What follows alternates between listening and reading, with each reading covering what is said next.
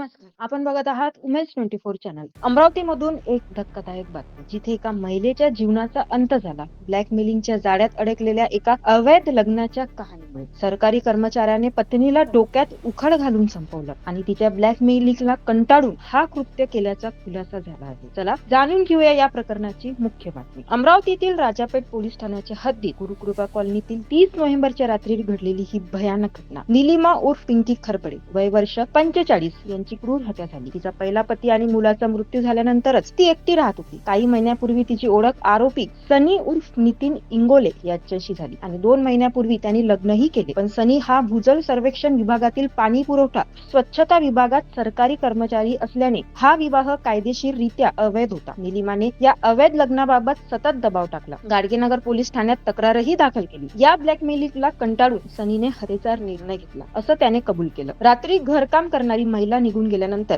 सनी दारूच्या बाटल्या घेऊन निलिमाच्या घरी पोहोचला. दोघांनी मद्यपान केलं. निलिमा गाढ झोपली तेव्हा सनीने उखळाच्या दगडाने तिच्या डोक्यावर वार केले. ती किंचाळली तेव्हा चाकूने मानेवर हल्ला चढवला. निलिमाचा जागेवरच मृत्यू झाला. सनी मागील दरवाजातून पडून गेला. गुन्हे शाखेने हा गुन्हा उलगडला. सुरुवातीपासून सनीवर संशय होता. त्याचा मोबाईल लोकेशन, कॉल डिटेल्स आणि घरातील DVDR तपासले. त्याच्या वेळी तोच घरात असल्याचा पुरावाही मिळाला. पोलीस निरीक्षक संदीप चव्हाण आणि त्यांच्या पथकाने ही कारवाई केली. सनीला अटकही झाली. महिलेच्या सुरक्षेसाठी हे प्रकरण एक धडा आहे. अवैध लग्न आणि ब्लॅकमेलिंगच्या जाळ्यातून बाहेर पडा. काही झालेच तर मदत मागा. अशा घडामोडीसाठी बघत रहा उमेश 24 चॅनल. धन्यवाद.